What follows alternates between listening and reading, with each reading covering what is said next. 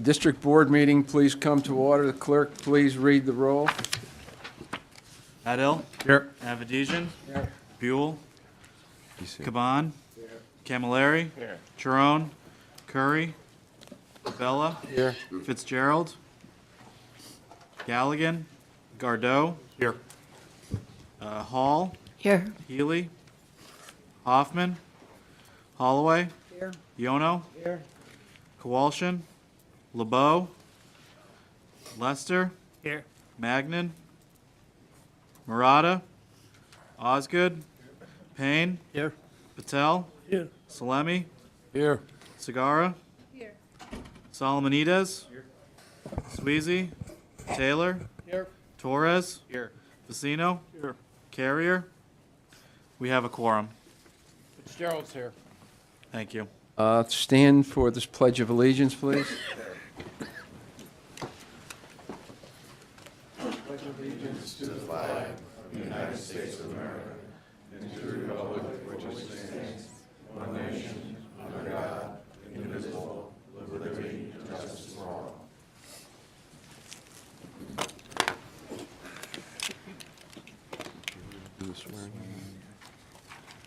Commissioner Sagara, could you please come forward?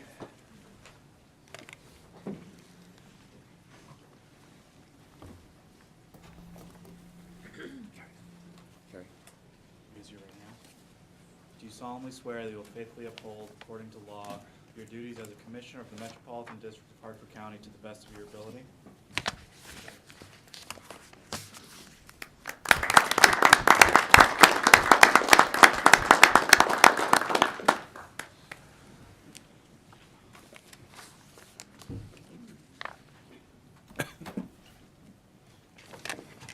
Item number 4, public comments relative to agenda items.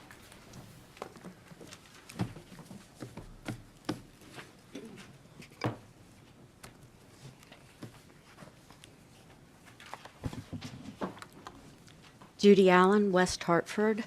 There's a lot more commissioners here than were at the public hearing, so I'm going to repeat some of what I said. And specifically, what's driving the additional 2 cents from the 348 rate in the water up to 350, because it was hard for me to understand why, based on public information. On November 7th, the district board referred an estimated budget to the Board of Finance with a water rate of 348. On November 9th, at a meeting of the Board of Finance, a presentation was made of the proposed budget that included a water rate of 348 and a water revenue expenditure of about 3.4 million for special agreements and programs. And as you know, this is where the funding for riverfront recapture comes from. And I would just note that 3.4 million was what was proposed, and it was a water rate of 348. On November 19th, the public hearing on a proposed budget was held that again included a water rate of 348, but a proposed expenditure for the special agreements of down to 2.9 million, a drop in expense due to a cut in funding for riverfront. This was followed by a Board of Finance meeting that included a discussion about riverfront.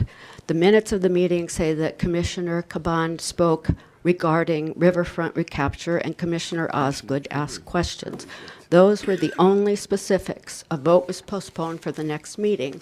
And on November 28th, a presentation made to the Board of Finance in the agenda showed an expenditure of about 2.9 million for the special agreements and programs, but the presentation showed a little over 3.5 million.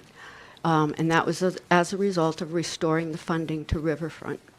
If you'd have been at that meeting, somewhere was mentioned the need to raise the water rate to 350. Following that, public comments were heard on a water rate of 348. This was followed immediately by a meeting of the Water Bureau, whose agenda stated they would be voting on a rate of 348, but the minutes showed they voted for 350.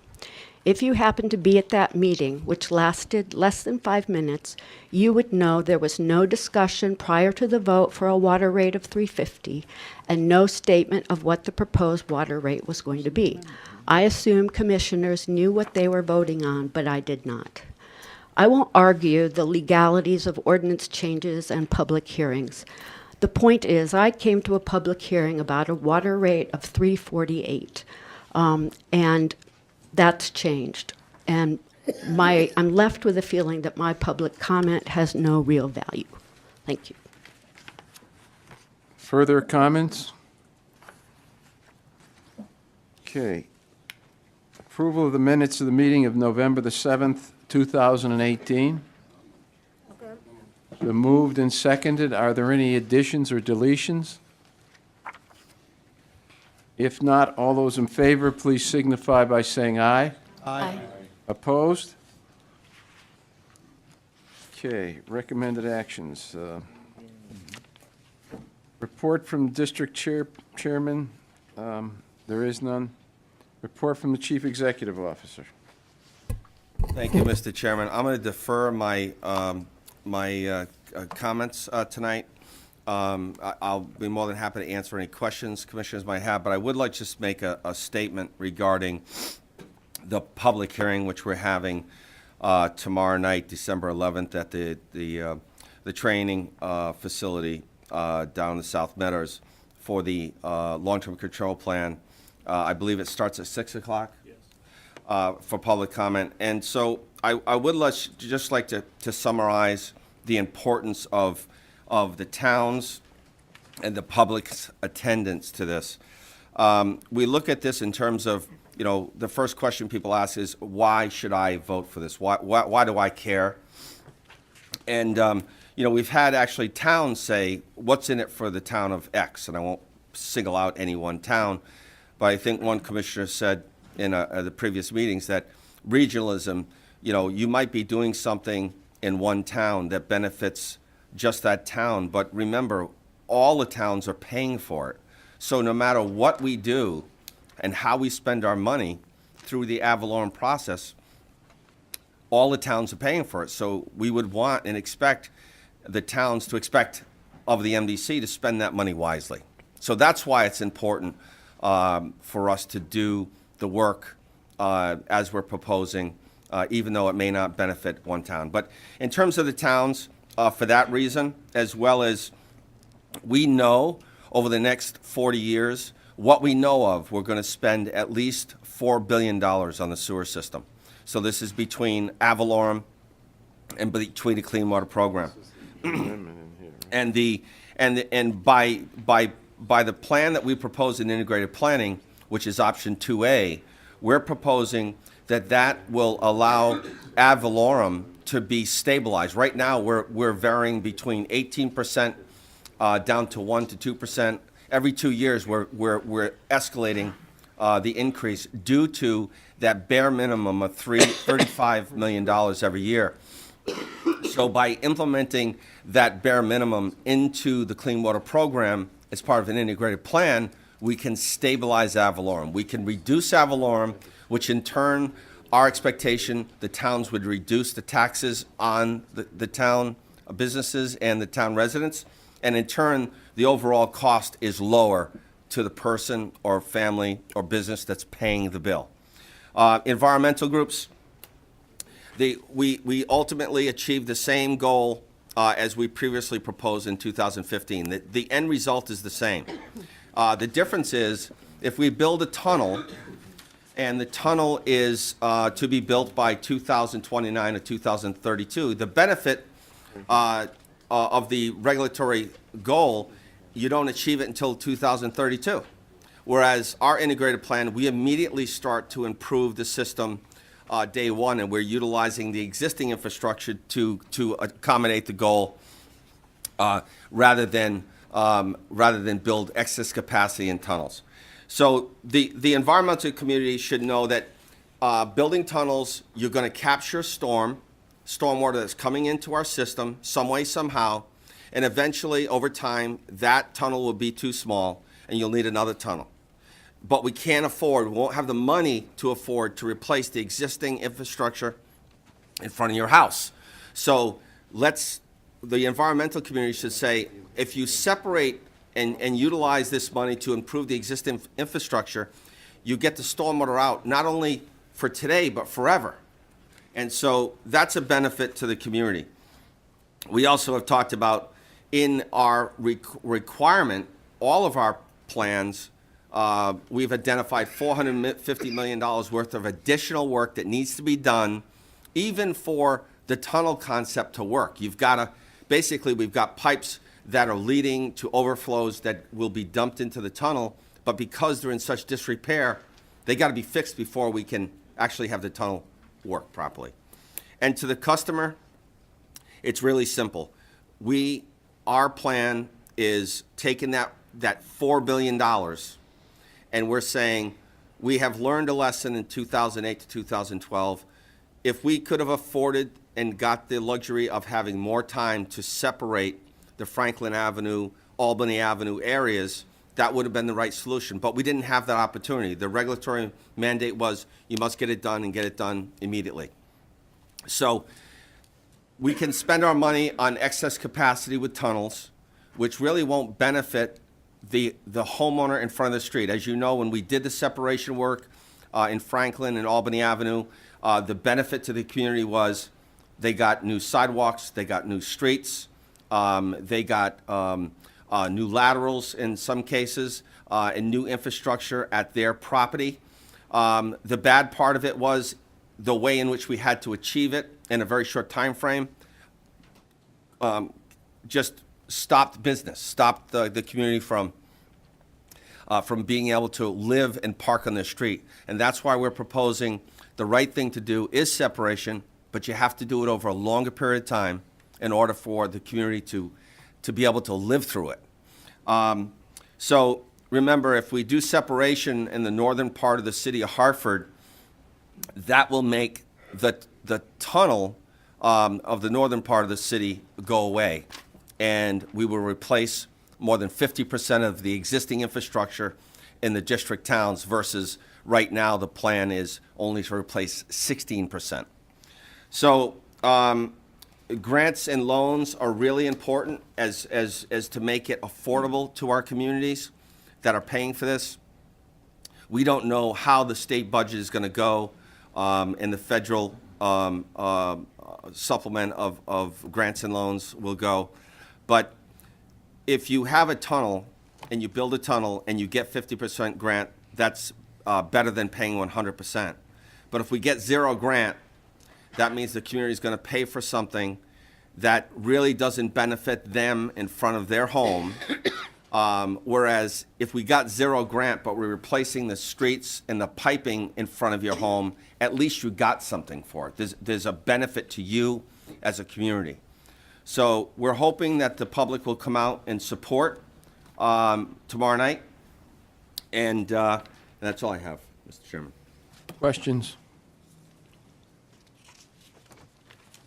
Okay. Item 9A, I believe we have to deal with these individually. They can't be dealt with collectively because they affect different parts of the budget, capital budget, expenditures, revenues, so forth and so on. Item A, capital improvements budget and funding, recommended action, receive the report and adopt the resolution. Is there a motion? So moved, Mr. Chairman. Second. Okay, for you are the general operating budget, capital improvement segment of that budget. Is there discussion? Mr. Chairman? The capital improvement budget and funding was passed unanimously at the Board of Finance. If there's any other questions or anything, Are there questions? The total is, I'm sorry. Go ahead. Just as in the previous meeting, if we could address Ms. Allen's comments about the process at the public hearing, I think that would be good for the rest fine. of our audience. Well, the her comments weren't about the capital plan. Correct me if I'm wrong, but her comments weren't about the capital improvements, and that's what we're looking at right now. This is capital improvements. When we get to the issue of the Water Bureau, we can raise it then, because this is dealing with the capital improvement budget, not the, I believe that was a Water Bureau budget that would be the revenue side of the budget, and we'll discuss that when we get there. That's down the bottom here. Okay. Bud, what, the total budget? Excuse me, Lou? I'm just wondering, we just jumped over the district council report. I'm sorry. Do you have a? I just have one thing to report. You will remember that the district was sued involving a tragic drowning at Lake McDonough several years ago, where somebody was swimming in an area in which swimming is forbidden. It was trying to swim to an island and tragically drowned. He brought suit against the district. We won that case, summary judgment at the Superior Court level. They appealed to the Supreme Court, and the Supreme Court upheld the decision, finding the district was not liable for this case. I'm sorry for skipping you. That's quite all right. Further discussion on the capital improvement budget? Why don't you discuss the size of it? So, Commissioner has a question. Commissioner Gardo. Commissioner? This is the capital improvement budget, the funds come from the water rates in the ad valorem for this? Correct. It does, right. That's a capital, that's a combined capital The budget. debt service associated with those, Associated with the debt service for the money that has been borrowed. correct. Combined. Yes. And I'd like to I've said this before, and I just would like to reiterate it, and this has everything to do with, we've been talking about the long-term control plan, integrated plan. In the budget, there's $23.7 million for replacement of sewer pipe infrastructure in the streets of our towns. And $8 million of that 23 is associated with emergency repairs. So that's really Band-Aids. And as you can see, that's 1/3 of the capital investment. We should be using that money to put in new pipe, at $400 or $500 a linear foot. But that $8 million is really to fix pipe like Homestead Avenue, which is $20,000 a linear foot. And that's the direction the MDC is headed in if we don't change the direction with putting in new pipe in the ground. A follow-up to that is correct me if I'm wrong, there was math that was done at some point in time that says if you spend $35 million per annum, you might get ahead. That's correct. Well, no, you will not get ahead. You just maintain. So we did affordability analysis in 2014 with the help of CDM and John's office. And basically, and these numbers could vary between 35 and 38, but in that range. And what we've said is, if on the sewer side, ad valorem side, we need to spend at least $35 million a year in order to simply maintain the system so that the operational expense, $35 million a year costs the MDC approximately $2.5 million a year in debt service. So if you spend $35 million a year, you'll spend $2.5 million in ad valorem debt service. So that's why the ad valorem continues to rise. If you don't spend $35 million, you'll spend roughly the same amount, $2.5 million, in operational expenses, because as you saw in January of 2018, we had 100 water main breaks, and we spent $1 million more between multiple departments, repair department, the command center, the sewer department. So that's kind of the direction the MDC is heading in, and that's becoming the norm. And we're trying to right-side that ship by taking the available money that we have and spending on actual assets, new pipe in the ground. Okay, thank you. Further questions? Buzz? I attended the Finance Committee meeting that reviewed the capital improvements. I have no issue with any of them. I would, though, like to see at some point in the future this debt service or this debt bonding that we are accumulating in perspective. In other words, how has it increased over the past 5 years, and where do we anticipate it going over the next 5, 10, or 15? Because if indeed we have this significant annual cost for replacement, which I agree with you, we absolutely should be done, but we're bonding for it rather than paying for it on an annual basis, after 10 years, we're going to find ourselves with a humongous debt obligation. And I think what we're going to find is that's going to cut into our ability to do anything. So at some point, the commission is going to have to decide if indeed is bonding the correct way to do this, or indeed should we be increasing what we are charging on an annual basis to pay for it on an ongoing basis. And So- I guess that's probably the finance committee that would do that. I would suggest it rather sooner rather than later, so we all have a pretty good handle on what we're doing with our debt. So Commissioner, to your first question, John did actually provide a 5-year projection in his presentation to both the town managers and to the finance committee. So we did actually do that, and that's where we see that $35 million a year. Every 2 years, you're basically bonding $75 million or so dollars, $70 million, and that's where ad valorem increases are spiking, 18% when the year that you're bonding that $70 million, and then it drops down to 1 or 2%. So we can provide that to you, but we did provide that to the Board of Finance, and it's actually in the long-term control plan. For the I reason think longer stretch it term out. as well. I think 5 years is too short. I Sure. think we really need to look out 15 years, to tell you the truth. Sure. Further discussion? I'm ready for the vote. Okay, capital improvement budget, all those in favor, please signify by saying aye. Aye. Opposed? Budget expenditures, B, recommended action, receive report and adopt the resolution. Is there an amendment? Commissioner Curry? Thank you, Mr. Chairman. Way down the list under special agreements and programs, which includes riverfront recapture, I would make the following amendment, and could we have the clerk read the amendment? Sure. Everybody have a copy of it? Clerk has a copy of the amendment. You want distribution of the amendment? I think it's been distributed. It's been distributed, it's on your table, but would the clerk please read the amendment? Whereas within the Metropolitan District fiscal year 2019 budget, there is a proposed funding level for Riverfront Recapture Incorporated of $1,250,000.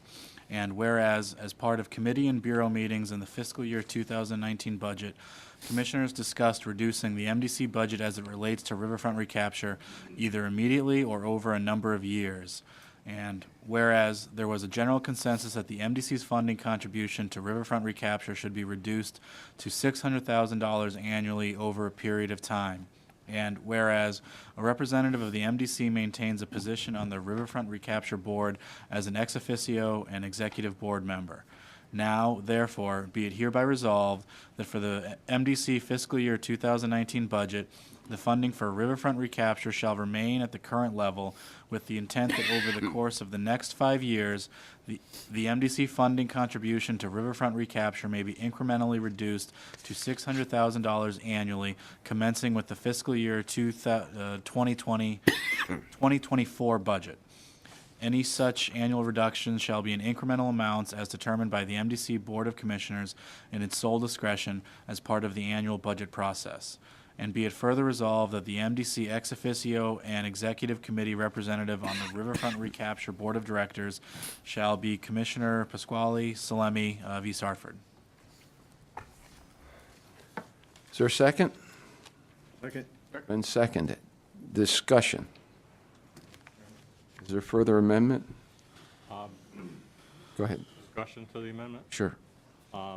We have discussed this at length, both in committee and at the district level. And initially, I had been looking to make that reduction this year until I discovered that their budget begins 1 January, not 1 July. So in fairness to them and to the member towns that Riverfront Recapture serves, support delaying that reduction. But we have to keep in mind that, we represent all of us here represent the towns as members of MDC. And Riverfront Recapture serves our member towns. And our contribution to them is approximately 35% of their total budget. So when you're looking at making a huge reduction too quickly or immediately, it serves no one. It doesn't serve MDC, it doesn't serve the MDC member towns. This is non-binding, except, of course, for the funding for this year, but it sets parameters that, as MDC can move forward and meet with Riverfront Recapture and negotiate and come to an agreement with reductions that are acceptable to all parties, we move forward in future years' budgets, I think we'll all be better served. So I would ask you support this amendment. Further discussion? Who's got? Oh. Go ahead. The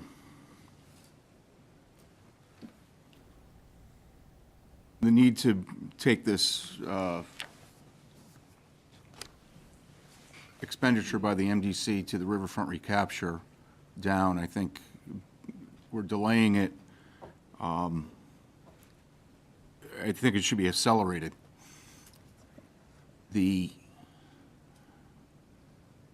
rates at which the water rate is going up, which is 11%, from the message that came from the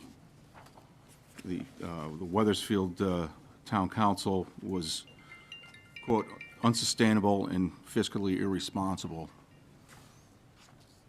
And we're paying for what I would like to call fun and games. We have Lake Madonna, we have the reservoirs. And as I spoke at the Committee on MDC Government, I don't think many people know that their water rates go to pay for this. We know now that when you register a car, it's going to cost you $10 more to go to a state park. I can't remember the last time I went to a state park. It's a tax. This morning, I heard on the radio an advertisement for the power company, and at the end there was a disclaimer that said it's paid for by a special bill that's on your electric bills. I don't need anyone to tell me to turn my lights off. Okay. I know folks use Riverfront Recapture. We heard the numbers before. Personally, I can't, I don't know anyone, and when I was speaking about this at work with people, they were surprised that we spend this kind of money. We're taxing the residents and the water users, and we're taking away their economic freedom to do with what they want to do with their money, because this board is deciding that it's the right thing to do. And I think that this number should be reduced and accelerated. Thank you. Al? Yeah, Mr. Chairman, I have another little wrinkle on that, and I don't know if I should present it as a separate amendment or a modification of Commissioner Curry's. What's the nature of the amendment? Is it It is to, accelerate? yes, it is to answer, It would be germane to the amendment made by Commissioner Curry. okay. And if that's fine, I'll This is an amendment to the amendment. correct. And I'll just offer a couple of grammatical, verbal changes. And that is to remove over the next 5 years to the next 2 years, keeping the original 1.25 as it is, and thereafter to reduce it to 600,000 for 2 years. So fiscal 20 and 21. If I understand you correctly, instead of the 5-year as proposed by Commissioner Curry, you're accelerating it to do it in 2 years. To Correct. go from 1,250,000 down to $600,000. In 20. That would happen in the second year. Correct. So it would be 2020 and 2021 to get to 600,000. It would be, no, it would be 600,000 in 20 and Well, in 21. That means that you would reduce it this year by, No, well, you're no, staying. maybe I misstated it. You're staying, let me just get it, if I understand it properly. You're saying that you will, in the 2019 budget that we're adopting today, you will keep it at $1,250,000. And then you will proceed in a 2-year period by dropping it $300,000 in each of the 2 succeeding years, so that you get down to two, I guess it would be 1,250 to get down to 600. You would reduce it by $650,000 over the next 2 years. So you would knock it down $325,000 in 2020 and $325,000 in 2021, which would get you to $600,000. Am I stating that properly? Maybe it's just a matter of interpretation. The point being that in the 19 budget, we keep it as stated, also as Commissioner Curry stated, Right.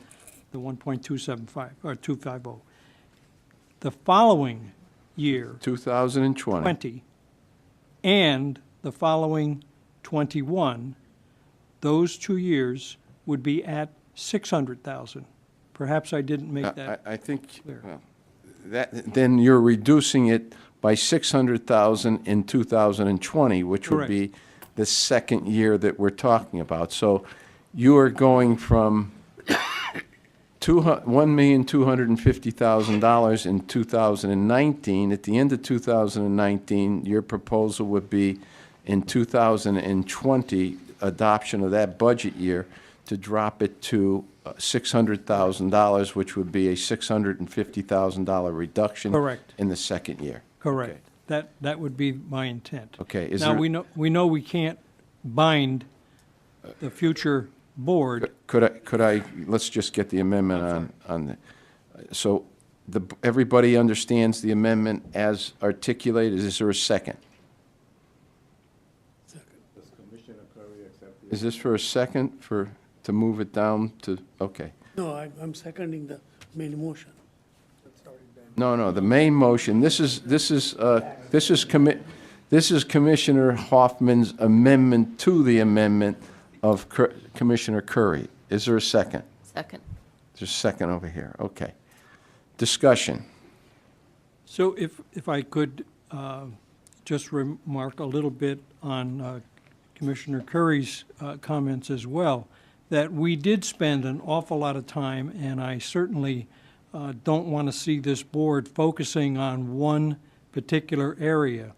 But there are very few places within our budget, perhaps 2%, 3%, that has any flexibility whatsoever.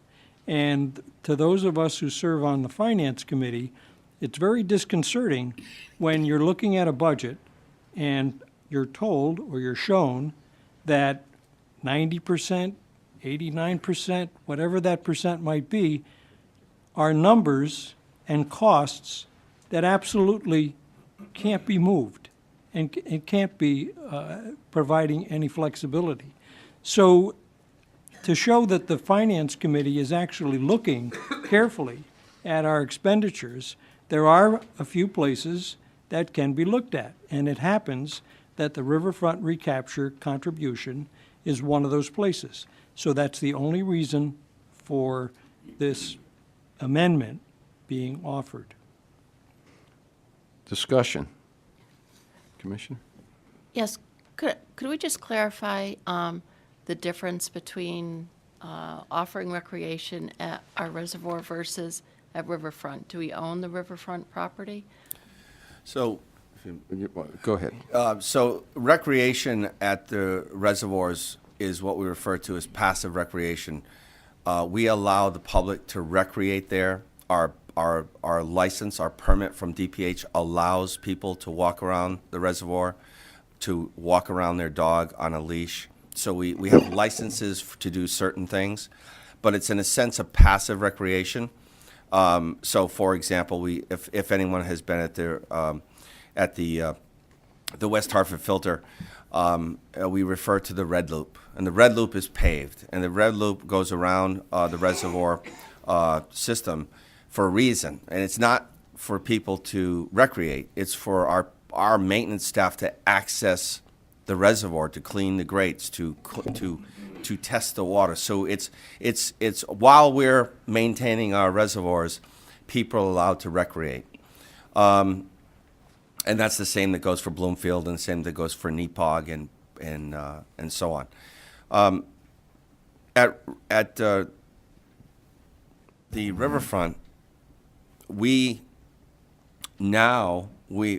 up until 2016, we actually had staff that was actually doing the work at the facility, and the budget that you would approve included staffing and manpower to actually get the work done.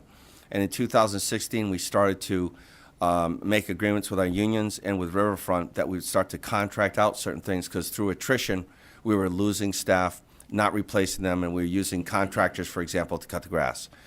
So in 2017 and 2018, the reason why we left, even though we had 0 staff there, the reason why we left the contribution to the full amount was because during the time frame since I've been here, the contract was clear what our contribution was going to be, and it was in that range of 1.25.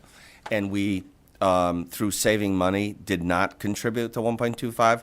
So over about an 8-year period, we saved about $800,000.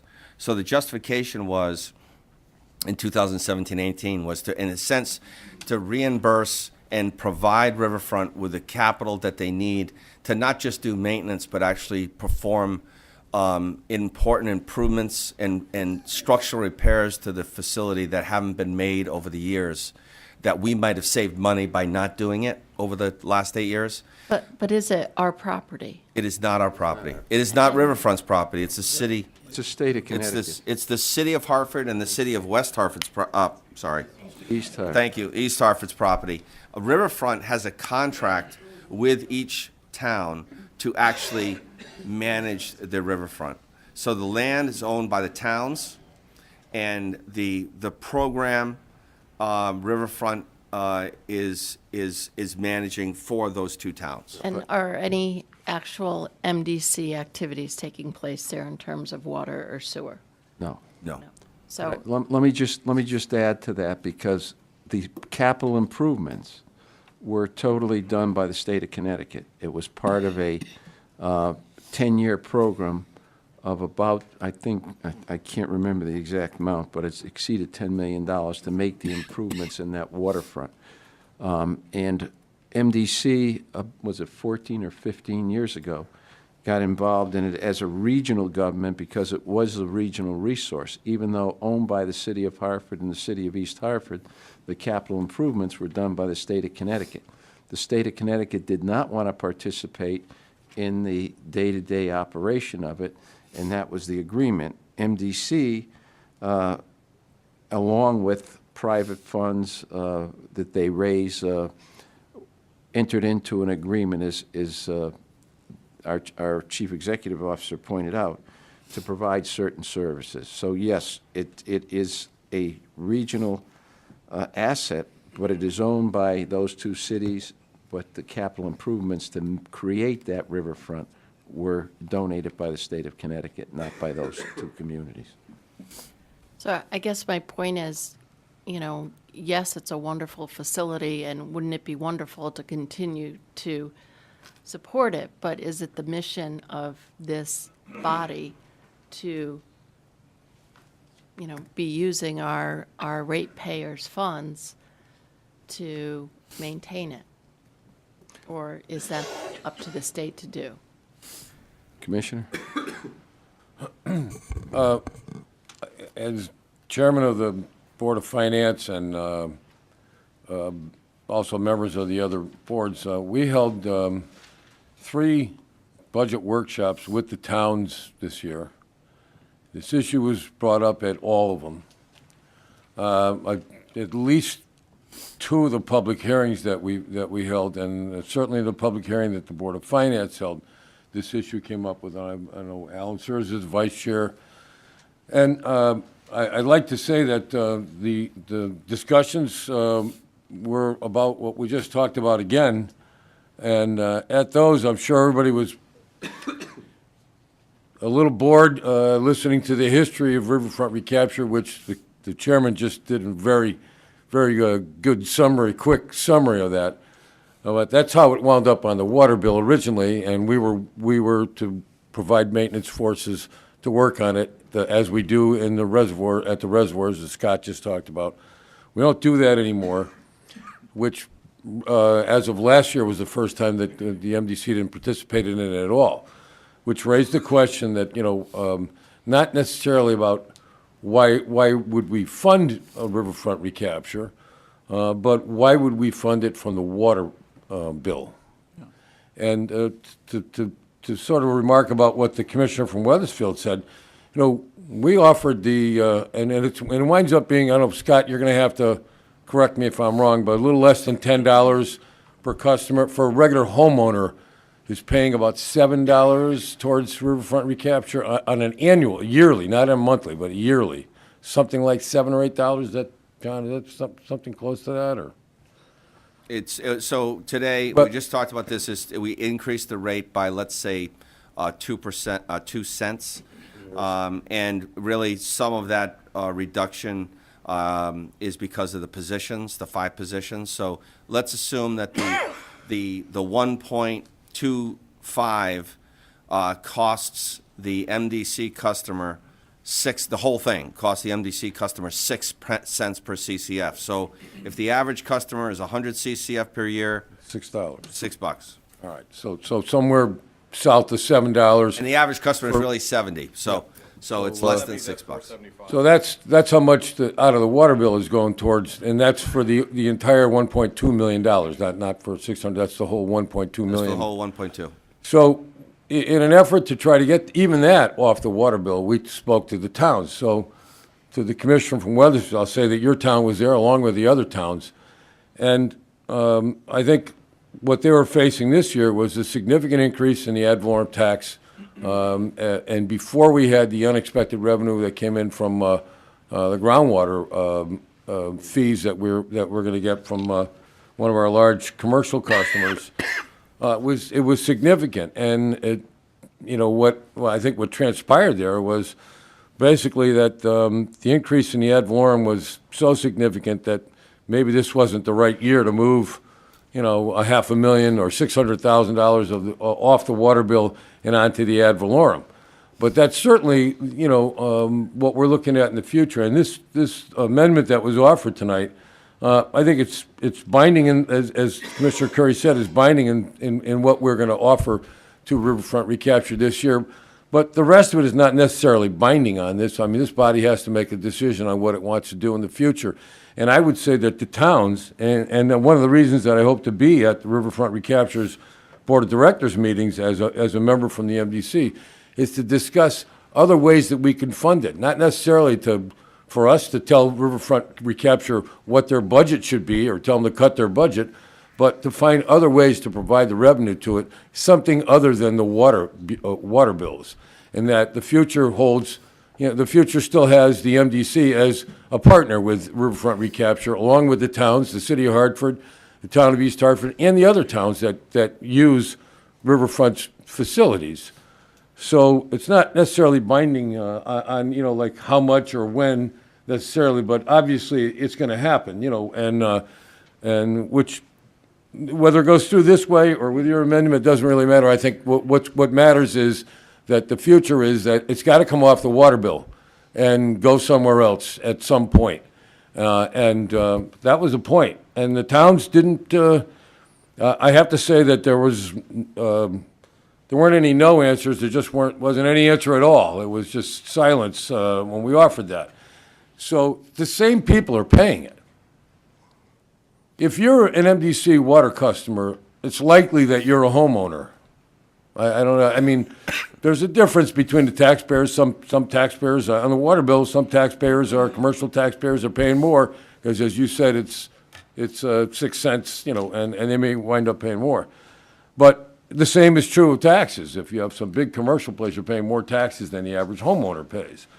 So it just seems more reasonable that the bill for riverfront recapture should be like a special tax district, which is exactly what it would be if it was on the ad valorem. All that being said, the ad valorem went up significantly this year, and out of respect for what the towns have to do to try to raise that much money from taxes, we decided to leave the riverfront agreement in place one more year, the way it is with, on the water bill. But the future is that whether or not we fund it for 1.2 million or half that, you know, at some point, it's got to come off the water bill. And that's basically the point that we tried to make. So with respect to the amendment, I don't know if you still want to go forward with it, but I would say that it's non-binding. Would only be binding on me as the member that goes to riverfront recapture and tells them what the district board here wants to do, so. If I may, Mr. Chairman. First, Commissioner?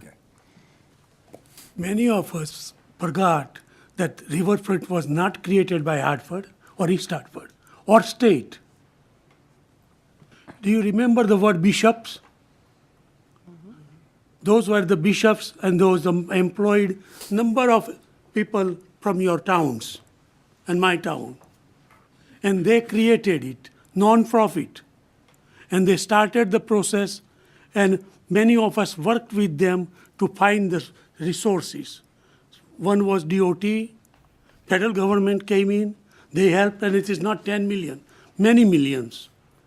And facility was created. That after creating the facility, agreement was that that same organization and all towns will get together and continue maintaining it. MDC came up for maintenance part, and a certain only 1/3 we started mowing lawns and creating some cleaning. And now for this, in my opinion, total overall budget, and it is true that it is getting tough, but at the same time, we are focusing on something which is not important enough, significantly important enough for us to focus and keep blaming Hartford facility. It's not Hartford facility. It is not East Hartford facility. It is our facility, and created by private sector and given to us by the gift of federal government and everybody else. And a lot of donors donated money for that. Yes, thank you, Mr. Chairman. I would just like to, out of fairness to Riverfront, I'm indifferent to the discussion, but I just feel we owe it to Riverfront to be clear and concise as to what we are going to do here, whether it's 2 years, 5 years, whatever it is, because as Mike Selesky, who's the CEO of Riverfront, who is here tonight, he needs to plan. And so you can't just cut a budget by $600,000 a year or $100,000 a year without really knowing the plan, because you're talking about laying off staff, you're talking about changing programs. It's a significant reduction, and you know, we don't disagree with the fact that they should be self-funded and how they get that funding, but whatever the decision is tonight, it should be clear so that Riverfront can plan for the future. And although we understand it's not binding, we have had agreements in the past since 98. 98 was the first agreement, and it was 10 years. And so there was an agreement in writing that committed the MDC for 10 years. And then we modified the agreement in 2008, and we did, I think, 2-year stints. And the last agreement was for 2 years. So we could do multi-year agreements that we've done in the past. But I just think, to be fair to Riverfront and their staff and their programs, whatever the decision is, it should be clear to them. Commissioner? Listening to all this and being relatively new, only 2 years, and listen to all the people that have come in here and talked about our rates and so forth. We definitely have to be good corporate citizens. You know, it's good for the MDC, it's good for our image. Obviously, our image isn't that great, and we need to do something. And I think that reducing the funds to river recapture should be the way to go. I think the amendment to over 2 years is the proper way to do it. For us to be fiscally sound to our 8 towns and show that we, as little as this may be, and one of the commissioners said it's only a small part, well, you take a bunch of small parts and you put it in a wheelbarrow, you got a full wheelbarrow. So I think we need to do this in order to be fiscally sound and show the towns that we are making an effort, just like we did with the ad valorem. Thank you. I disagree with the amendment to reduce it to 2 years instead of 5, because while it is 35% of their budget, I think we need to give them adequate time in order to change around how their funding goes. And it's, you know, I think people have a short memory about what kind of asset riverfront recapture is to our communities. All of our communities participate in some way, shape, or form, whether it be rowing teams from West Hartford and Glastonbury, or, you know, economic development events that take place there that all our towns benefit by having people from out of the community come and stay here and get to know our Hartford area even better and spend money while they're here. So we could take money away from the one hand, but we would basically be taking it away from the communities in another if we do that. So I think it wouldn't be fair to them to do it that quickly. It's why I supported not making the cut this year. I know it's a drop in the bucket for us. I know we're trying to find cuts everywhere, and I realize our fixed costs are pretty high. I said, but I think directing Scott and Buddy to work with Riverfront Recapture makes the most sense, and allows us time to give them time to make this community, this organization stay afloat. Because if we pull the rug out from under them, there's a good way they won't stay afloat, and then we lose all the good progress we've had. Thank you. Commissioner? I just want to reiterate that I think riverfront recapture is a valuable asset. And I use the river and I use the boat dock, and a lot of people in my neighborhood do. So, you know, I think that you got to remember there are a lot of people who make use of the river, and I think they want to support riverfront recapture. And with the levy issue coming up soon down this pike, I think they'll be important to help us get federal dollars. Good point. Just, I want to make it clear that, you know, and I don't think they need a lot more than a year because they've already heard this. I'm not necessarily, you know, concerned that we have to incrementally reduce the budget to Riverfront, you know, before they find a way to do something else. But I am definitely interested in saying that we may incrementally reduce, and I'll go along with Alan's or Don's amendment, doesn't matter, but we would take that off the water bill. That's the direction that Riverfront Recapture needs to get. So it gets that much, it tells them that they've got to get the support of the towns to do this. And that, to me, was, you know, we're not threatening to pull the rug out from under them, Commissioner. What we're saying is, you know, you got to go out there and you got to find a way to get the towns to support this. And it's really, you know, not asking them to come up with anything in particular, a new deal or anything, but just to say that we won't fund it through the Water Bureau anymore, you know, and we'll fund it through ad valorem taxes until such time as they can put some other deal together. And I can tell you, the Commissioner from Newington, I guess, was talking about this. I made the original motion in 1998 to do this, and he was right. You were right. It was Oz Griebel was here. It was all you know, big people, folks from Hartford, from the insurance companies and big businesses in Hartford. Everybody wanted to do this. They wanted to have a special tax district to do it, but you know, as soon as you ask somebody to sign on a dotted line, nobody signed.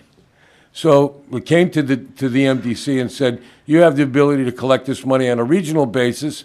You also have the ability to maintain the thing. So we basically raised the money to pay ourselves to maintain it. It's pretty much the way that it worked for years. But we're not doing that anymore.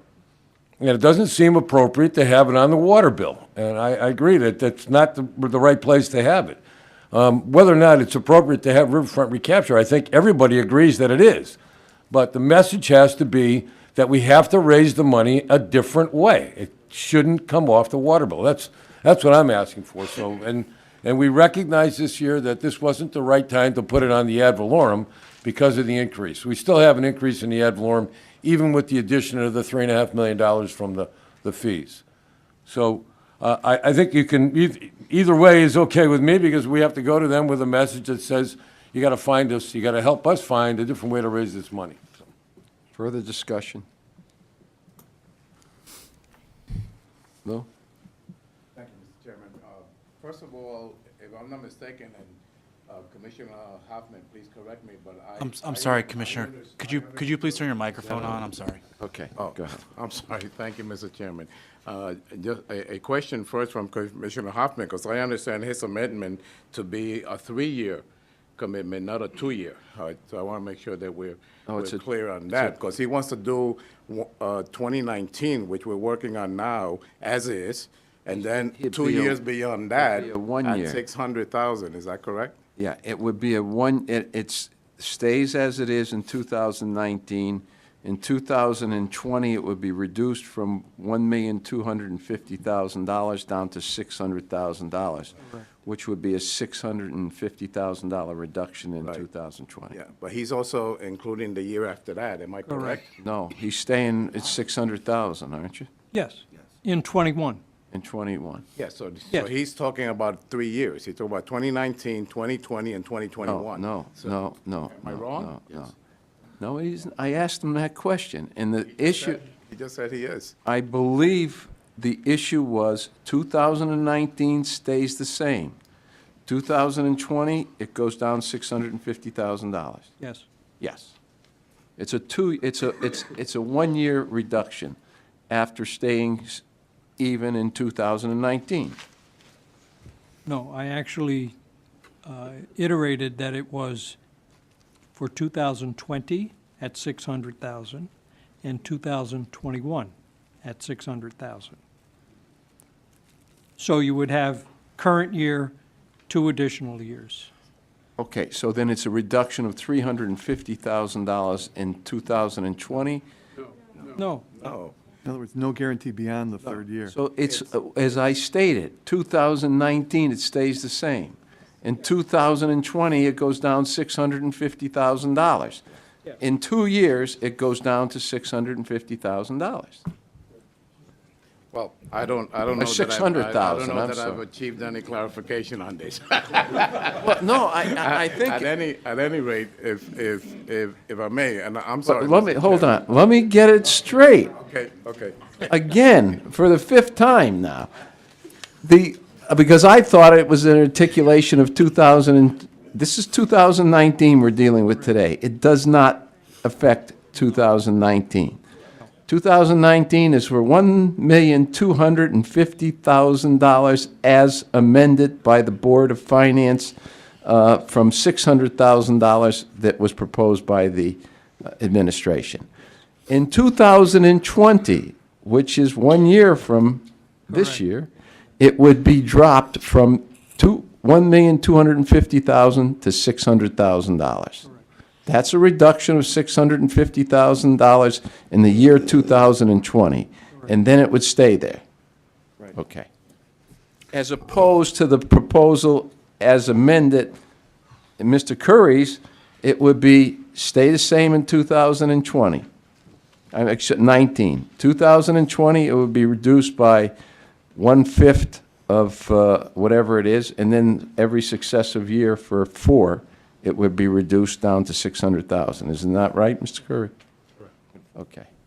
So it's just a question of whether you do it in 1 year or you do it in 4 years after 2019.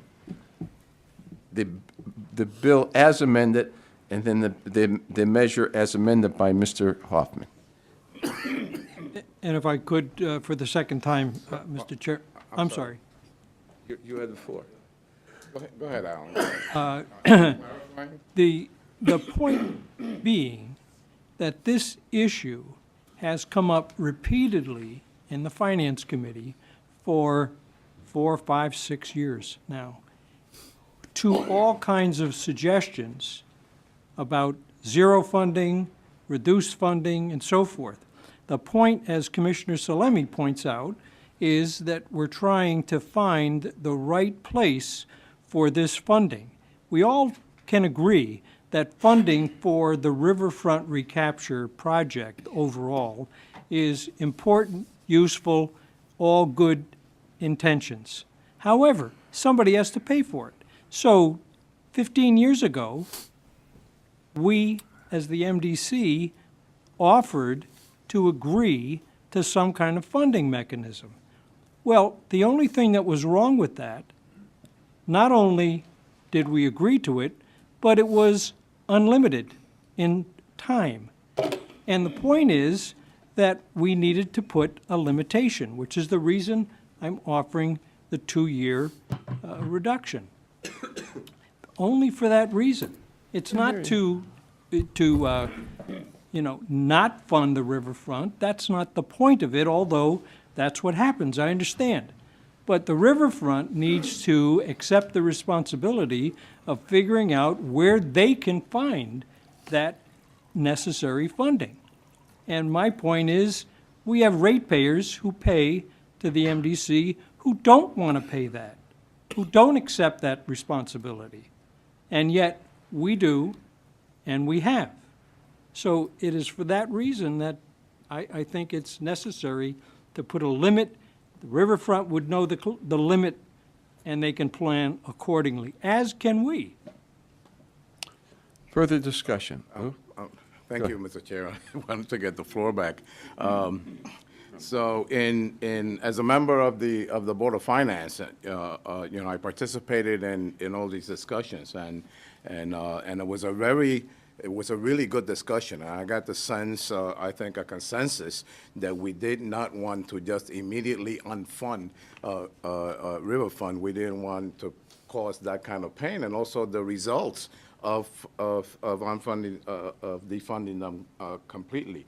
We also had good discussions in terms of the type of nonprofit organization this is, and I spoke from my experience in the nonprofit world of what it requires and what it takes for nonprofits such as this to be able to turn around and build revenue sources in order to get what it needs to do to pursue its mission. And from the conversations, it seemed that 5 years was something that was appropriate. And so when Commissioner Curry talks about 2024, I said, well, that's okay. Now, the acceleration of the amount, I think we can discuss at some point. And as we know, we're committing really to a 1-year budget, to the 2019 budget. So that perhaps we may be able to move along a little speedier here if we can say that we can get into this budget later on for next year's deliberations. But I would ask my fellow commissioners here to please consider the 5-year look at this, regardless of the acceleration or deceleration of the thing. But look at the 5 years, because it's really critical for an organization. You can't raise funds from 1 year to the next. It takes time to cultivate resources of funding, and that's a 5-year stretch. I think is a minimum requirement, but I would be happy to support a 5-year stretch on their budget, whatever we decide on the numbers. Thank you. Avery? We're a regional body, and riverfront recapture is a regional benefit to the towns who are part of this body. I would agree with Commissioner Curry's timeline.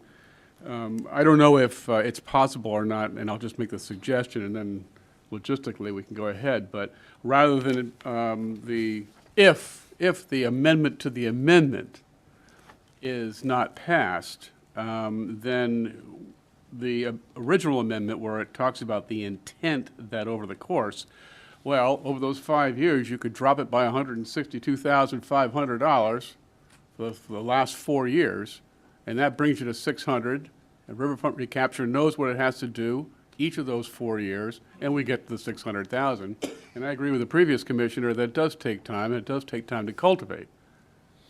And I think it's extremely important to also show the community that we do support the river. It's not just the recapture part or East Hartford or Hartford.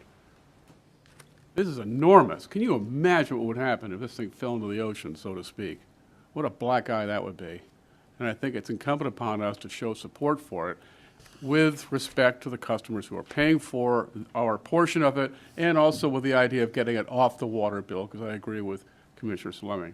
So I do agree, I do support the 5-year, and if it comes to it, riverfront recapture and this body may feel more comfortable in having a finite decline in the responsibility towards the riverfront over 4 years by stipulating a certain degree or a certain amount of money each year. Thank you. Further discussion? Al? I'll withdraw the amount. Without objection. Before us is the original amendment. Avery?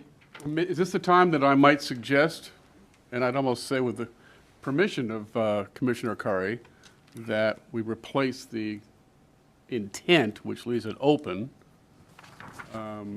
to stipulating $162,500 a year for 4 years, starting in 2020, and that would bring us to $600,000, gives the river for recapture a little more time, and we still are getting to where we want to get to. Is that? Commissioner? Would you like me to respond to them? And Yeah, it's your amendment.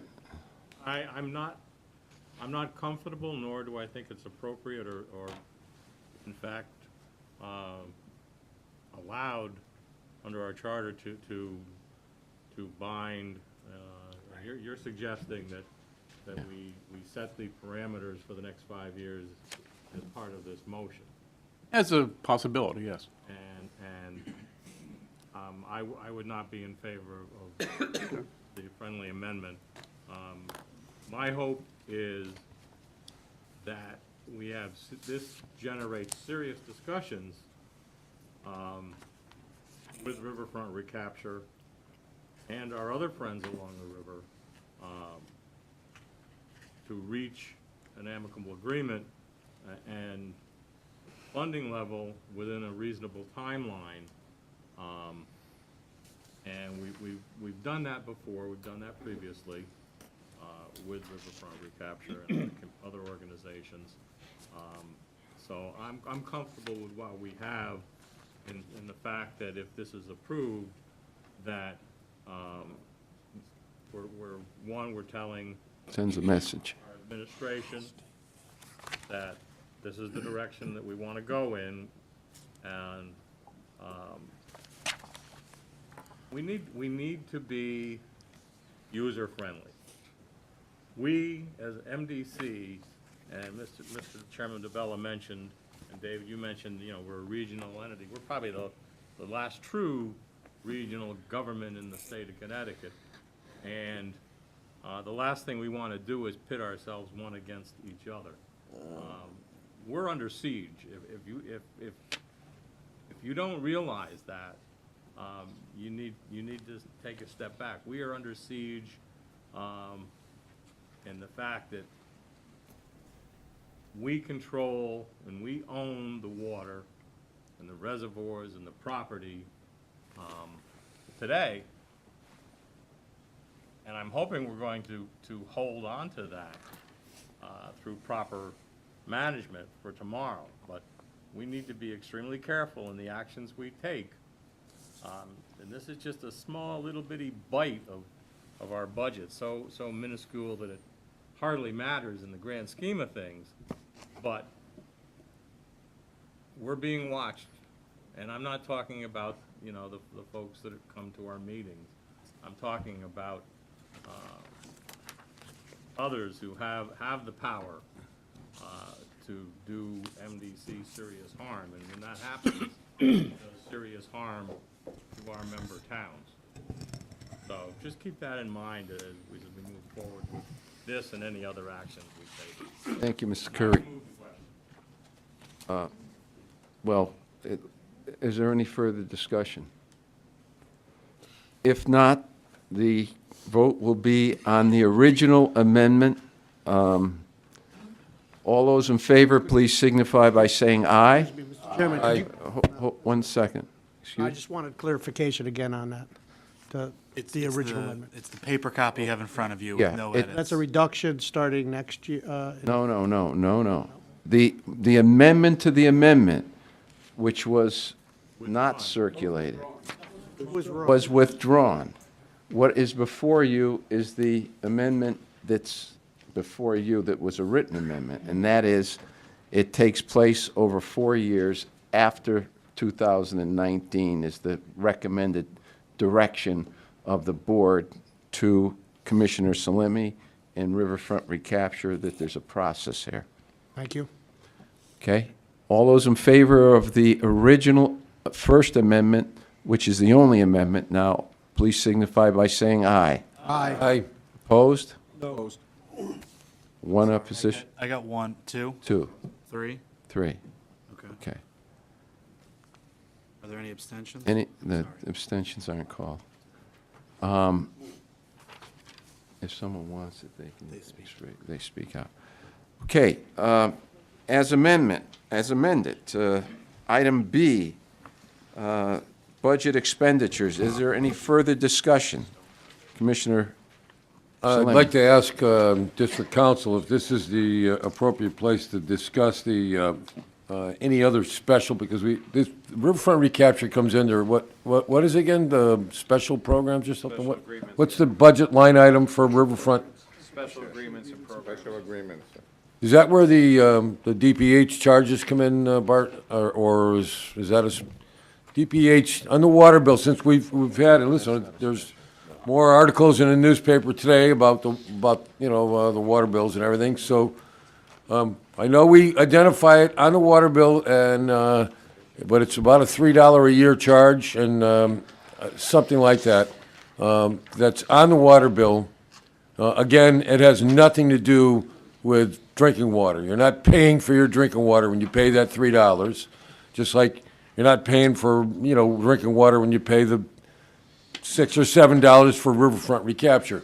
So is that the appropriate part to talk about it? Yeah, you can talk. That's an unfunded mandate from the General Assembly that impacts the expenditure side of the budget. Just since we're on the budget, we don't need a lecture about it, but I'm hoping that our council can, because he sat on these on the water groups and everything, can just explain where that $3 is going to. Is it $3 or is it 33 cents a month or something like that? 33 cents a month. 33 cents a month. Could you just explain where that's going to? Okay. Yes, Not paying for your drinking water. I will also defer to the CEO, who's had discussions about this possibly increasing over the next year. Yeah, so as we all know, the way in which DPH funded, so obviously DPH is a large department, large state agency, but the agency that controls and regulates the drinking water companies within the state, whether it's municipal or private, that group has a funding need of about $2.5 million to fund their staffing levels. Last year, they agreed on a primacy fee, which would basically charge every customer, excuse me, I apologize for my cold, would charge every customer. I'm going to get your quote. I'm sorry. About 33 cents per month for a total of the large four water utilities are going to pay approximately $300 and some odd thousand a year of the 2.5. So that's 1.2, and the rest of the money comes from the small water companies across the state. It could be the town of Manchester. It could be small municipal water companies, and then small private companies, condos, and those kinds of things. So the 33 cents goes on the bill, and as we agreed last year, we clearly segmented out the unfunded mandate, the regulatory type charges to our customers. And John Zinzarella, in the budget itself, do you show a line item for that total amount? In the special agreements and programs section for water, there's a line item called State of Connecticut, and in the 2019 proposed budget before you is $250,000. It's in the same area, in the same category that the riverfront recapture funding's in.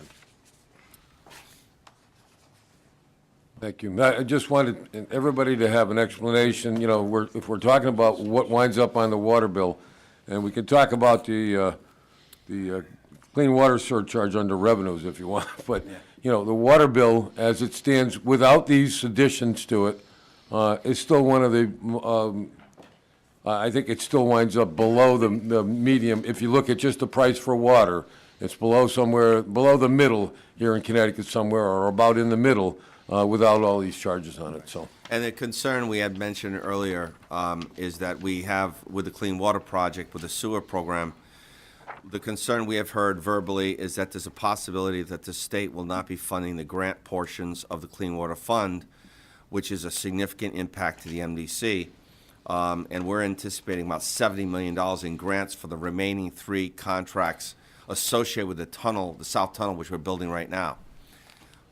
There's also concerns with this primacy fee that there could be a budgetary impact, and there will be legislation proposed for the primacy fee associated with 2020. And there is discussion about the possibility of OPM not funding other portions of DPH, which could in fact increase this primacy fee by more than $5 million total. So, you know, the state, a number of commissioners mentioned this, that, you know, the state is passing down fees through, like the primacy fee, to the water rate or the taxpayer, and we just pass it along the buck to the payment. Okay. I think we don't want to get too much into speculation on what the legislature is going to do, because ultimately, whether it's proposed by the governor, it's going to be disposed of by the legislature, and obviously they have the right to do what they want to do, and that'll be part of a public hearing that we'll have to deal with. But I'm sure there are other rather difficult issues that the legislature will have to deal with when you're looking at a $2.4 billion deficit in the fiscal year, biennial 2-year budget that's coming up. And they have not. The governor has not proposed a budget that will impact that, and obviously the legislature hasn't got their choice on what that strategy will be and what they will adopt. So, again, we're just talking here about what is being said. There is no formal proposal before the General Assembly except the one that was passed by the legislature 2 years ago? Yeah, in the biennial budget that was put a surcharge on water companies. Okay? I wasn't even talking about that. I just want somebody to explain what the $3 The charge $3 was 33 cents, I guess, per customer. That was enacted in the 2016 budget, I think it was. 18. Wasn't it 16? No, it was 18. Oh, it was last year, okay, 18. Last year was the first year. That was in the first year. So would that, are you proposing the same amount as last year? It Yes. appears Yeah, that's what the statute calls for. it was $202,000 last year. Now it's 250. If this is the expense side is $250,000. If anyone's following along in the budget book, it's on page C232. And the offsetting revenue, because we're including it on the water bill, so there's an offsetting $250,000 in the water utility revenues, other non-operating revenues on page D12. So there's $250,000 in revenue, $250,000 in expenses, because it's a pass-through. We're collecting it and it's going over to the state of Connecticut. From the paperwork that you gave Commissioner Hoffman earlier, it had the proposed 2008 at $202,000 and 2019 at $250,000. Is that just a typo, or? The budget book has the projected at 202. It's based upon the number of accounts, so I think that there's the change, we've done some math, we've done some cleaning up of the data on the number of accounts. So the $250,000 was a refined estimate based upon the number of accounts that the district has that are in the member, that are. So the actual number is 250,000. That's in the 2019 proposed budget, and there's offsetting revenue against that. Okay. To the same amount. Further discussion? What line item are we on? We're on the expenditure side of the ad valorem budget. 9B. 9B, I'm sorry. That's what it is. Yeah. Could John explain to me? It's been moved and seconded. The issue is that we're now, it was amended, It was amended. and the amendment passed. As amendment, we're amended, we're on 9B. I have a question. Go ahead. John, could you explain the line item dealing with taxes and fees, which total 3.6 million for water? And Certainly. total is 3.6. $3.6 million in taxes and fees. You'll see the line right above the special agreements and programs. That's primarily the biggest piece of that is the property taxes paid to the non-member towns where we have personal property. So if, out in Barkhamsted, New Hartford, Colebrook, Farmington, Glastonbury, pump stations and so forth, those Hydro are plants. taxed. Yeah. We have no federal obligations, correct? No federal obligations. And basically, that's the preservation of the wild and scenic up on the West Branch, that we have about $5 million in that area, $6 million. That originally was held for the purpose of droughts to be able to back up our existing water supply. And we found out in the droughts, that's dry, But our 40 billion gallons of water in reservoirs sustained a 75%, sustained 75% capacity during that period. Yeah, the majority of the property taxes are in Colebrook and New Hartford associated with the hydro facilities. Hydro, yeah. Thank you. Is there any further discussion on item number 9B?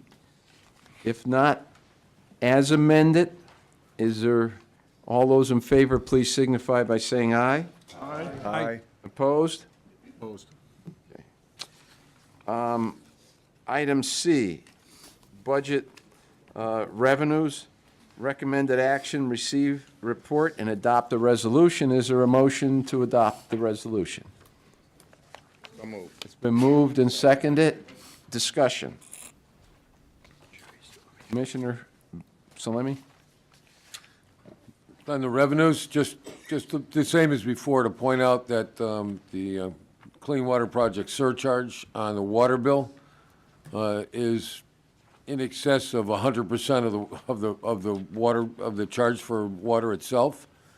And so I agree with so many of the folks that we've heard at public hearings and even from other commissioners here, that it certainly makes the water bill look like a really, like it's really grown a lot. But it's grown only, the only significant amount that it's grown has been in response to the clean water charges and some other, and as we pointed out, the Department of Public Health charge.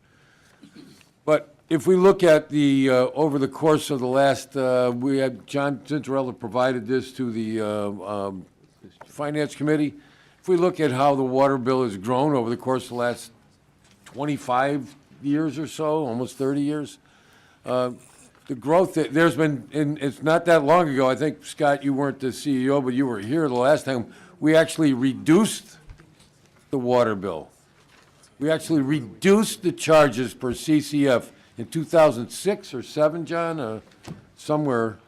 So, I mean, to say that the MDC has been, responsibly, dealing with the cost of water and the actual costs of producing drinking water, I think we've done a really great job. If you want to look at why the charges have gone up so much, it's basically the single most contributing factor to that is the clean water surcharge.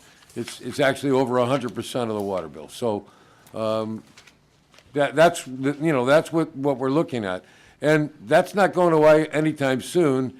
And I think I'd like to point out that Scott's proposal for the integrated plan is about the only thing that's going to reduce those in the future. Mitigate it, yeah. And that over time, we can maybe shift that and, to a different, source of revenue for it.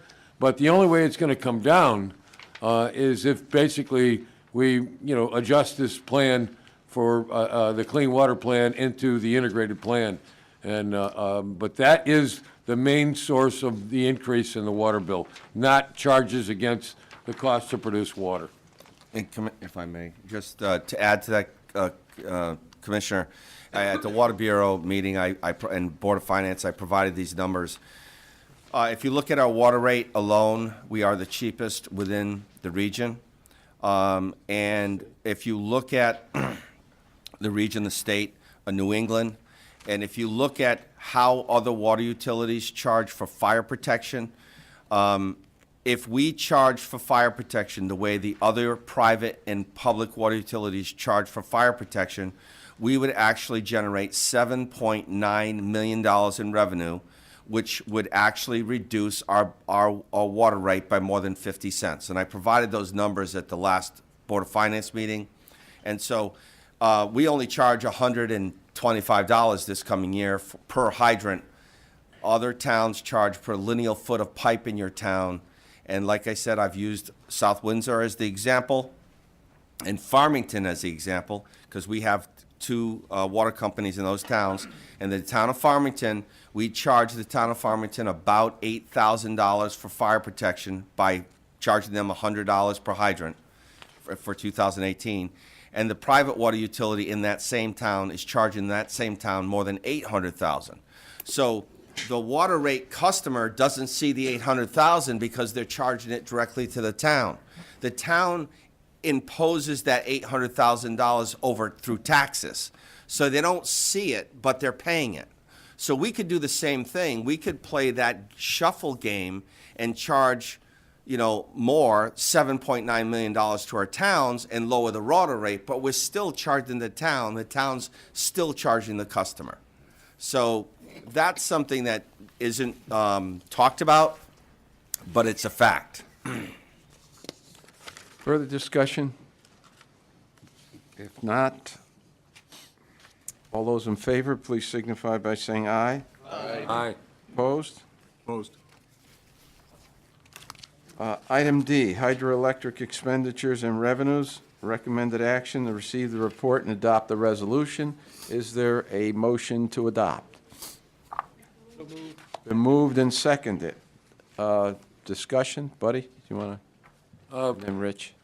I don't know if we have someone else that wants to comment on it, but and if we have anybody from staff, there's any questions about this, the revenues from hydro have been getting smaller over the years, and there's a number of reasons why. I don't know, John, if you want to just talk about that briefly. But the revenues from hydro don't come into the water side of the budget. They come in to the public works side of the budget, so. The basic problem we've had with that is state statute restricts what we can charge relative to hydro. Hydro was charged at a substantially higher rate as a renewable, but it's not now charged at the same rate. It's a renewable similar to what's in all the other renewable subsidies that come out of the existing rate, the electric rate. For the benefit, I only mention that for the benefit of so many new commissioners who may not have been here and may not have seen that, and for the benefit of the public, people that have come to the public hearings to talk about it. The revenues from the hydroelectric plant, even though you see water pouring into a turbine, at the reservoir and coming out the other side, doesn't go to the water side, and it doesn't reduce your water bill. Go ahead, John. The hydroelectric is a separate proprietary business type fund, so therefore the revenues and expenditures are within their own fund. What's being proposed here is for 2019, operating expenditures of $895,400 and offsetting revenues in the same dollar amount. As to the commissioner's comment with respect to the revenues and the trend, the hydroelectric, obviously once the rate, it's a function of the rate since it was deregulated, but it's also based upon the flow Obviously, in 2017 was the low point of revenues, about $400,000, because as you're aware, 2016 was very dry, and our water levels were low, so we didn't have enough, correct me if I'm wrong, Scott, was it called the head or whatever it is? head, sure, Yeah, yeah. the head. So 2016 was about 922,000 in revenue, 2017 around 400,000, 2018 was about 895, so we're about flat with what we're projected for and forecasting for 18. And if I, just to add to that, so the challenge that we have, as was implied, in 2016 and 17, our contracts with Northeast Utilities expired. And we were required to enter into private agreements with a lead market participant, or the MDC had to become a member of the ISO organization, which allows you to buy and sell power off the grid. ISO New England. ISO New England. So we don't have that capacity, obviously. So when we entered into those new agreements with Eversource, at the time of our last years of Eversource agreements, we were getting about 4.5 cents per gallon, per kilowatt hour. Yeah. Now we're getting about 2.5. The problem is the majority, so we're making approximately, let's say, $800,000, $1 million a year between two facilities. The facility at Colebrook, and that's why the discussion we have to have in 2019, a strong discussion about, do we continue with the project agreement with the Army Corps for Colebrook? The Colebrook hydros are basically inoperable. They need maintenance. We're doing a life cycle cost analysis. There's at least $3 million of investment to upgrade those hydro units. We're only making 2.5 cents per kilowatt hour. The life cycle really doesn't show there's a strong benefit to improving and replacing those units. Then we have to also consider the contract agreement and the maintenance costs associated with a dam that we don't own, the Army Corps owns. Last year, it was $685,000. This year, it's approximately the same, John? What, the revenue? No, for the agreement with Army Corps. Army Corps. The maintenance agreement. Yes, thank you, Yes, Lisa. it's about the same, and it's only going up. So they've already got problems with the dam that they need to fix. So our position is, in the drought, we didn't have the water when we need it. If we don't have the hydro there, and we need to invest in the hydro, should we be in the business of working and operating a joint agreement with the Army Corps at their dam? And we're going to be working over the 2019 to bring a proposal to the Water Bureau and to the full board as to what we suggest we do. But we are seeing and will see the decline of revenues, especially at Colebrook, over 2019. The analysis will show what the capital cost is going to be relative to what we net receive from the operating income that comes off of that. Further discussion? If not, all those in favor, please signify by saying aye. Aye. Opposed? Okay. Item number E, fiscal year 2018 tax on member municipalities. Is there a motion to adopt? So moved. It's been moved and seconded. Is there discussion? Richie? On the second page, 9E-2, it discusses an alternative pay structure based on DEEP. Is that correct? Based on what? Based on DEEP paying their $4 $4 million? Oh, yeah, right. You want to discuss that? Well, I'm just don't understand. Is that, both charts look the same to me. Dollar amount. Both charts don't take into account that it assumes there will be no recovery of any of the $4 million in revenue in 2019. What the resolve section is saying is that if the $4 million were received, it would reduce. There'd be a modified tax warrant to send the $4 million or whatever is collected back out to the towns in a reduction in the tax warrant. This chart doesn't reflect that. No. Okay. It reflects, the assumption here is that there's not going to be any recovery in fiscal 19. If there is recovery, this is the worst case scenario. It would be a betterment by that dollar amount distributed at those Yeah, percentages. let me address that issue. We are still in a negotiation. There's a counteroffer, which was similar to what we did with the total rate when we dealt with another large user in the district that agreed to the volume discount relative to discharging into our system.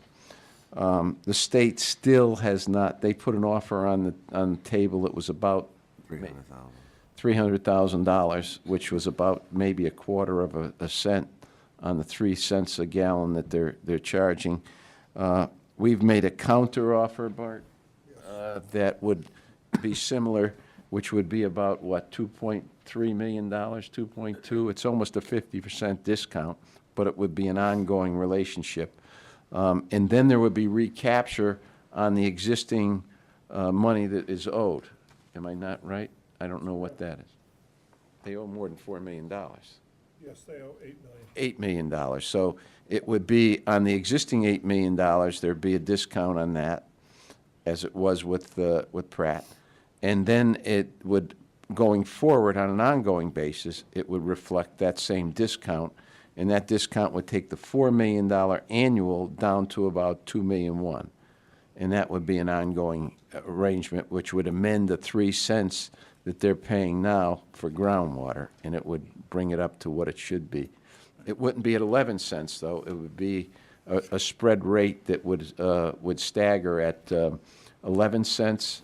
It's 13, 7, and 5. I'm sorry, 13 cents? 7 and 5, yes. Yeah, 13, 7, and 5. So for the 13-cent charge would be on the first 20,000, 16,000 gallons. And then 7 cents for the up to 25,000 gallons a day. And then anything 5 after that cents would be 5 after cents. that. And it basically works out to about a 50% discount. How structurally does that work? We would vote on this tonight, and we would come back into session if there was a payment. We would make an amendment in the budget to reflect what we collect from the state in terms of whatever it is. That immediately would be transferred to the towns. No, it would be transferred to the district to reduce the cost of the town.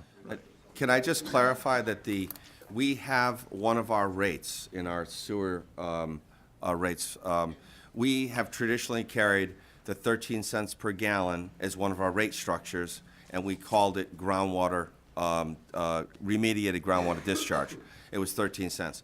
We have proposed, and it was approved, right? Right. As for everyone, not just Pratt Whitney or Triumph or. We have a customer that's doing 500,000 gallons, and that's before you get there, I wanted to finish.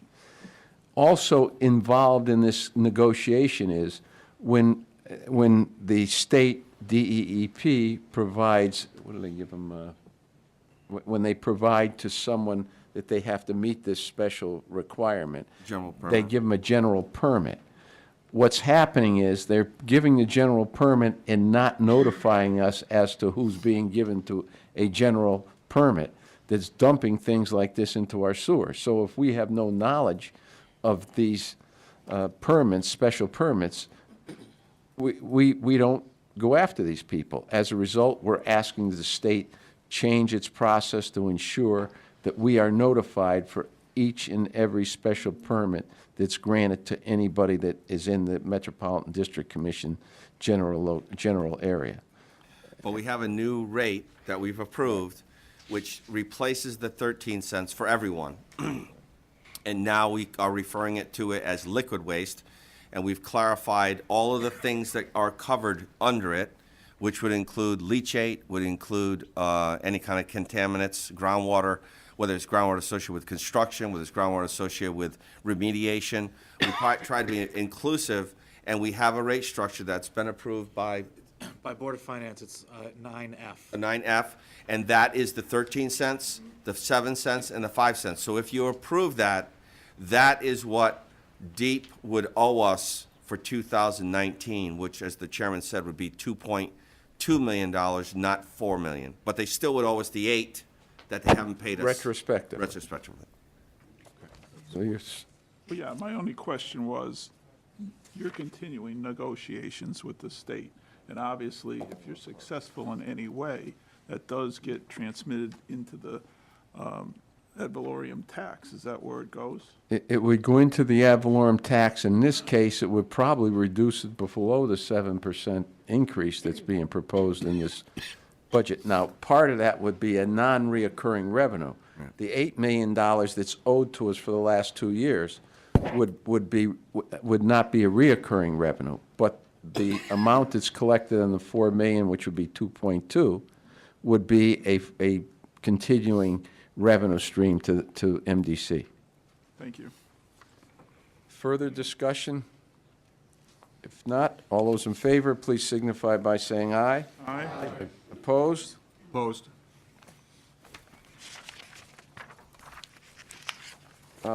Item F, revision to the district sewer user charge rates and other related charges. Is there a motion to adopt? So moved. So moved, Mr. Chairman. Been moved and seconded. Is there discussion? You want a quick? If not, all those in favor, please signify by saying aye. Aye. Aye. Opposed? 13 cents. Item number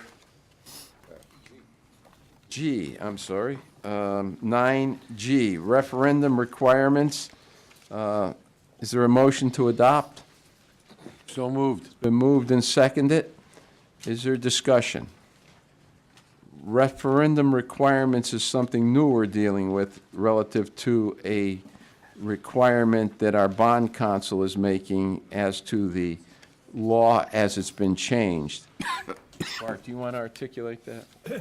Yeah, what happened is when they changed it from 5 million to 20 million, they also put a cost of living into it, so it It's an changes index. each year. So now this year, it would be the limit that you could expend before going to a referendum would be $21,223.42. Because the Million. originally, it was Million. 20 million. With the indexing, it increases by the number above 20,000. So next year, it'll be adopted again. Is there any further discussion? If not, all those in favor, please signify by saying aye. Aye. Opposed? Okay. Item 10, Water Bureau consideration of and potential action regarding A, revision to the district water rates. Recommended action is receive the report and adopt the resolution. Is there a motion to adopt? It's been moved and seconded. Discussion?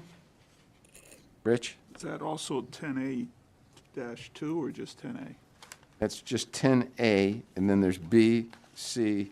I mean, 10A-1 and 2, is that the Yeah, raw there's- water? There are 6 pages of 10A. So my question is on the raw water. I do this every year. I ask why we don't increase raw water, and I think Scott, Well, we did increase it, what was it, 2 well, years? last year maybe we did, but We did, yeah. how come not this year? What's the raw water rate? 150. 150. 150? And explain the use of the, I think every year, Scott, you explain. I know you have a cold. I'm losing my voice That's too, okay. so. The significant beneficiary on the raw water rate would be New Britain, where we have an agreement to sell them raw water.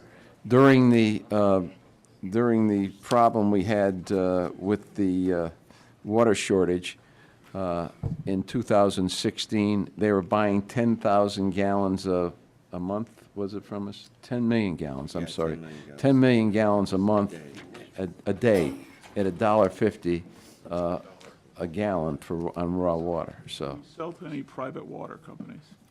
no. No. Yeah. There are some old registration agreements along the raw water pipeline that we're kind of trying to clean up and remove. But there's no, the only real raw water customer is, potential customer is New Britain. Isn't there Ski Sundown? Ski Sundown, we presented that to you. They haven't finalized their program, but they have proposed to buy about $300,000 a year worth of raw water to And that- use as a snowmaking operation.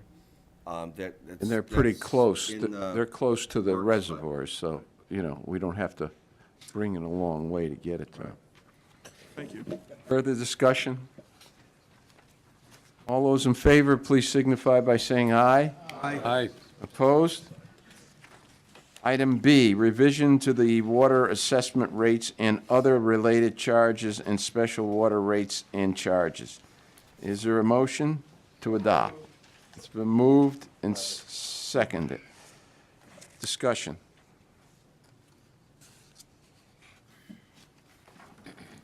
If not, all those in favor? I'm sorry, Rich, go ahead. Question, do we charge municipalities for hydrants? Yes. Yes, we do. So this fee is municipal For fee everyone who, so it's for all public hydrants, obviously, that are managed by the right-of-way of a town, and then any private hydrant that they choose to ask the MDC to maintain for them, they sign an agreement, and we charge them the same rate. Further discussion? If not, all those in favor, please signify by saying aye. Aye. Aye. Opposed? Item C, raw water transmission main encroachment agreement, Fisher Drive, this is separate, and Dickford Drive, Avon. Is there a motion to adopt? So moved. Second. Moved and seconded. Is this a special deal? It went to Water Bureau tonight. Oh, it went to Water Bureau. Previously been Water Bureau and went again tonight. But this isn't part of the... It's not part of the budget. This isn't part of the budget. Is there any discussion? If not, all those in favor, please signify by saying aye. Aye. Opposed? 11, Committee on MDC Government Consideration and Potential Action Regarding Revision to the District Ordinance. December 10th, public hearing, recommended action, receive the report and adopt the resolution. Is there a motion? Move it. It's been moved and seconded. Is there discussion? You want to, just for the purpose of the board, who wants to, what's this? This was the water rate and the... And fog ordinance changes, some The fog, okay, So it was the language. cleaning up and some the rate language. associated with the approval. okay. Is there discussion? Don? Thank you, Mr. Chairman. Just a question. Unfortunately, I was unable to make the meeting tonight, so you may have discussed these issues or may have been part of the meeting, but, and we talked about some tonight, so it's one question, three parts. Is there any proposals to ask for changes to allow us to charge more for hydroelectric?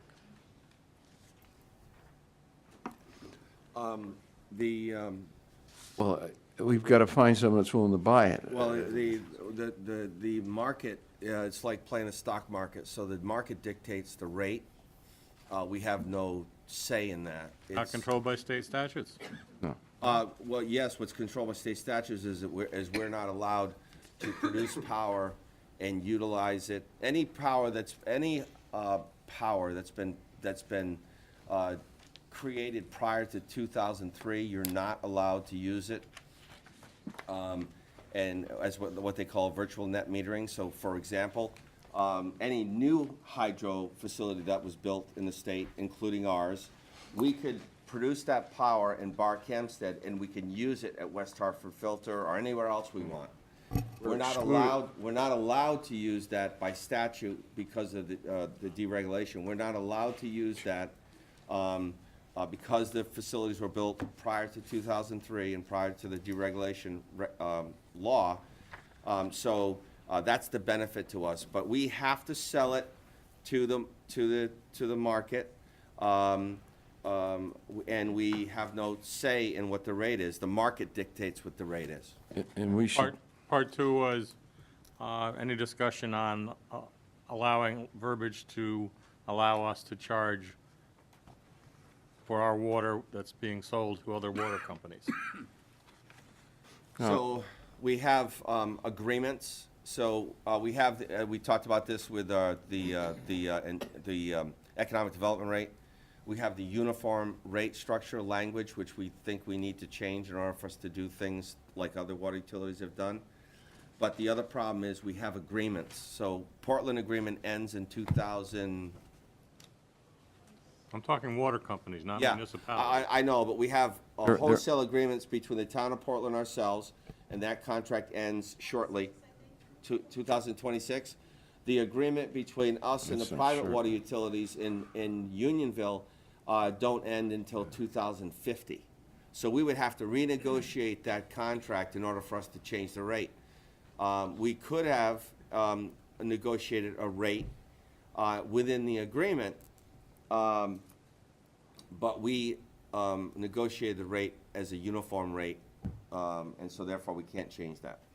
Does it make sense to look at the existing statutory language and ask that we be exempt from that, so that we could sell it to ourselves? Because we're buying it at about 18 cents on the, well, we're paying less than that, I guess. But we're still paying about, what, 12 cents or a kilowatt hour? No, we're paying actually 6 cents. 6, okay. And we're, for our large facilities, and we're paying about 7 cents for the small pump stations. Yeah, but, okay, so you're still getting 2.5 cents But as we can opposed to... produce it at 1 cent. So if we can produce it ourselves at 1 cent, and then we could use that power, and that's what happens at the waste heat recovery plant in the South Meadows. We're producing the power and off of the heat recovery system of the incinerators, and we're utilizing that on site. We're not allowed to sell it to the market. We have to use it solely on site. So we're saving ourselves in our towns about, 7 cents. $1.2 million, $1.4 million a year in costs of electricity by producing it on site. And that was subsidized by the federal government. We had a grant to do that. So I guess the only point I'm making, if we're producing, selling electricity on hydro at 2 cents, we would be better off. I know we're restricted by state statute to be able to use that in another place, as they can do it if you had created the facility before 2003. Right. We'll look at that. Okay. Thank you. Further discussion? If not, all those in favor signify by saying aye. Aye. Opposed? Opposed.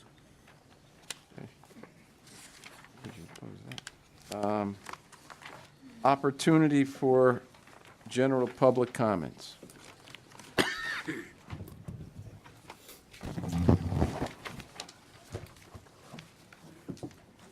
Judy Allen, West Hartford. I'll keep it real short.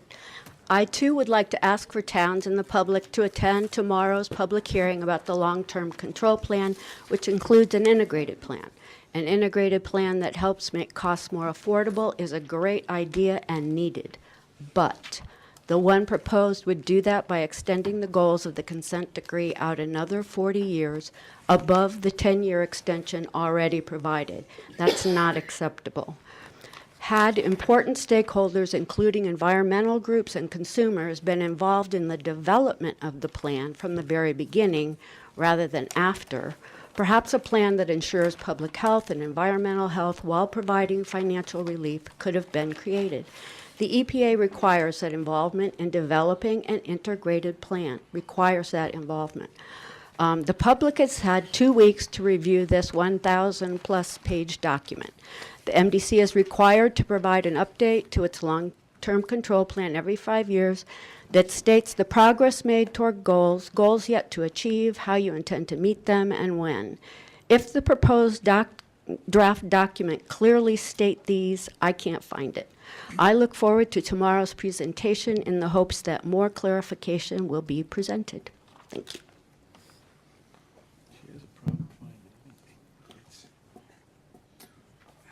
Okay, further comments?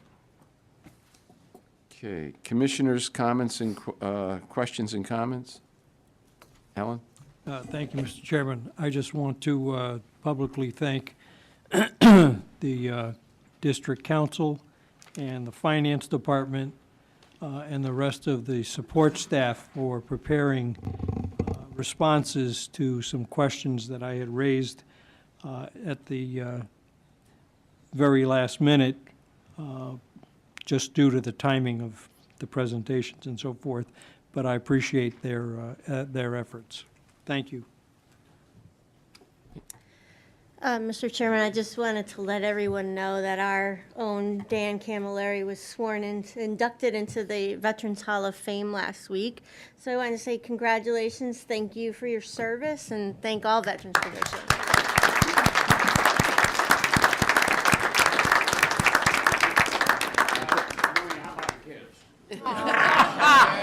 Oh.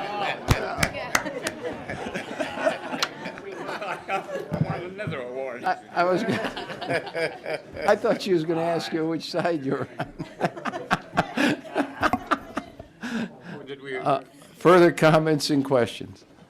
Again, I thank you, I think we should extend our gratitude to our staff for the hours and hours of time they put in relative to providing us with the information necessary to accomplish what we did tonight, the adoption of our yearly budget. It's not a very easy process, and every year it gets more difficult. And I think as we articulated this budget, I think you'll see that down the road, there are many difficult decisions that will be made by this body. And I think one of the things that is most critical to us as we move down the road is the whole question of a national discussion and debate over an infrastructure program.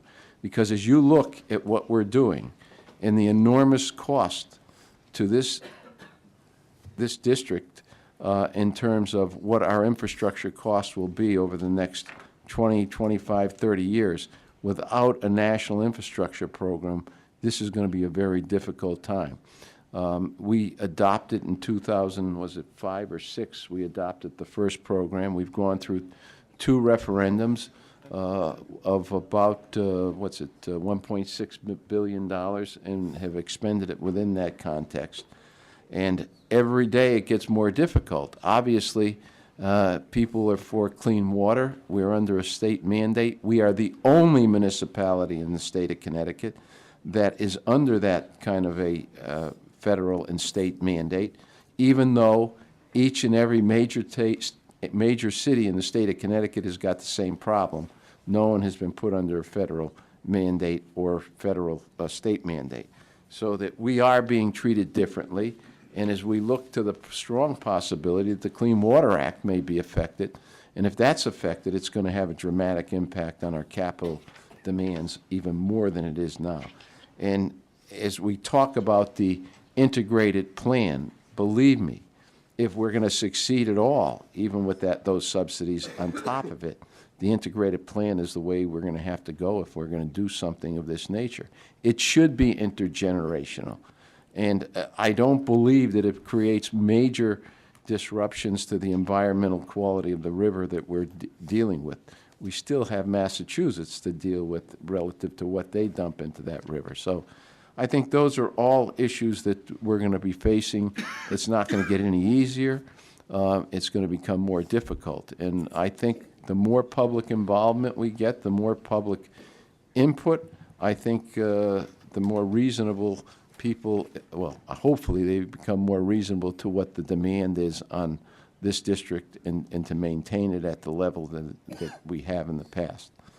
So again, we're going to have some difficult days in front of us, but there are some points of relief, and the state's going to have some, obviously, in the next 2 years in the biennial budget. So again, we've adopted a budget with a 7% increase in the ad valorem tax.